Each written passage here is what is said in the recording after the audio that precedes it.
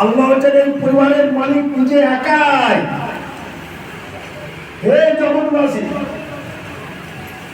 তোমার পরিবারে শান্তির দরকার, তোমার দেশে শান্তির দরকার, প্রতিবেশীর মধ্যে শান্তির দরকার, আত্মীয়ের মধ্যে শান্তির দরকার। দেশের শান্তি প্রতিষ্ঠা করার নৈতিক দায়িত্ব হচ্ছে ভারত সরকার। প্রশাসন হচ্ছে শান্তির রূপ। যেখানে উত্তপ্ত অশান্তি সৃষ্টি হচ্ছে, মানবাধিকার লঙ্ঘন করছে, সঙ্গে সঙ্গে প্রশাসন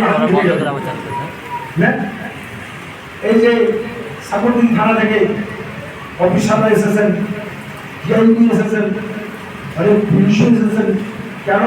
আমরা যাতে শান্তির সঙ্গে সম্প্রীতির সঙ্গে আমরা যাতে নেক কাম, ভালো কাম, সৎ পথের কথা, সাধুর নীতি, মহৎ নীতি, মহান নীতির কথা যাতে আমরা প্রচার করতে পারি, যাতে কোনো বিঘ্ন না ঘটে। শান্তি শৃঙ্খলা প্রতিষ্ঠা করার কাজ হচ্ছে ভারত সরকার প্রশাসনের।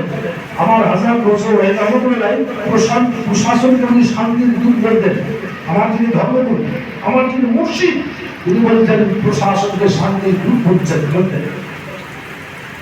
দেশ প্রেম, জাতির প্রেম থাকা বাঞ্ছনীয়। যারা সুবুদ্ধি সম্পন্ন মানুষ, যারা শিক্ষিত মানুষ, যারা জ্ঞানী মানুষ, যারা বিজ্ঞ মানুষ, তাদের মধ্যে দেশের প্রেম, তাদের মধ্যে মানব জাতির প্রেম, তাদের মধ্যে ভারতীয়দের প্রেম, তাদের মধ্যে বিশ্ববাসীর প্রেম থাকা বাঞ্ছনীয়। যার মধ্যে দেশের প্রেম নেই, যার মধ্যে জাতির প্রেম নেই, দেশ ও জাতি সমাজের প্রতি যারা কর্তব্যবিমূঢ় হয়ে গেছে, চতুষ্পদ জানোয়ারের জন্য নিকৃষ্ট আল্লাহ রাসূল বলেছেন। দেশের প্রেম এটাও ইমানের একটা অঙ্গ।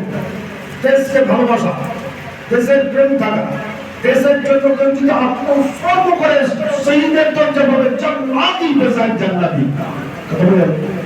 আমরা ভারতীয়, আমরা বাঙালি, আমাদের প্রেম জাগাবে কে? সুফিবাদের সাধক আল্লাহ রুহি দেন। প্রেম জাগাবে, দেশের প্রেম জাগাবে, দেশবাসীর প্রেম জাগাবে, দেশের প্রতি এবং দেশবাসীর প্রতি শ্রদ্ধাশীল করে তুলবে ভক্তদেরকে।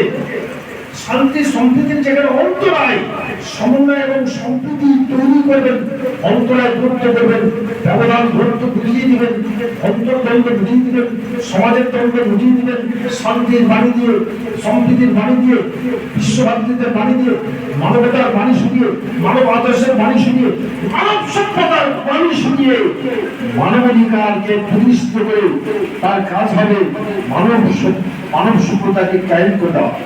এটা হচ্ছে নবীর তরিকা, এটা নবীর পথ।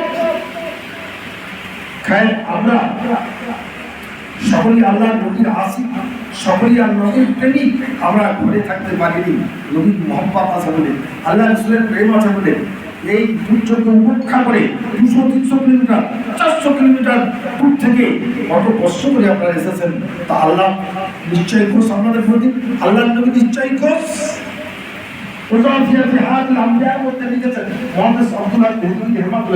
নবীকে যে হায়াতুল নবী মনে করে না, এটা মুসলমান নয়। নবী হায়াতুল নবী। ফয়সালা হায়াতের মধ্যে হাজী ইমদাদুল্লাহ বেচারে মাতৃ লিখেছেন, এ দুনিয়ার মানুষ আল্লাহর নবীর স্মরণে যে মাহফিল হয়, আল্লাহর নবীর প্রেমিক যেখানে থাকে, যখন প্রেমিকরা আল্লাহর নবীকে স্মরণ করে, তো আল্লাহ রাসূল সশরীরে হাজির হয়ে যায়। বলছেন আল্লাহর নবীকে যে ইলমে লাদুনি আল্লাহ দান করেছেন, তার মহত্বই দেখো যে পৃথিবীর কোটি কোটি জায়গায় নবীর হাজির থাকা একটা মামুলি ব্যাপার।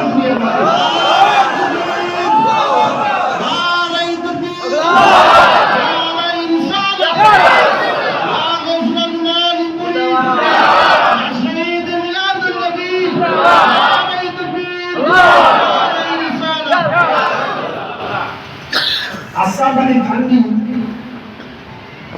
লিখেছেন, ফয়সালা হক কিতাবের মধ্যে আছে যে আমি নিজে কেমন করিয়াছি আল্লাহর নবীর প্রেম এবং মহব্বতের সঙ্গে, এবং কেমন নির্যাত পান করেছি।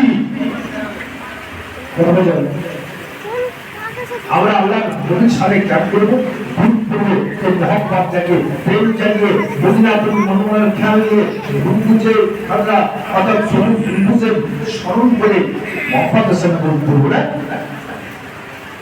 হযরত আবু বকর সিদ্দিক রাদিয়াল্লাহু তাআলা আনহু বসে আছেন, তো আল্লাহর নবী বলছেন তেলাওয়াত, আল্লাহ এইমাত্র একটা শুভ সংবাদ দিলেন আমাকে।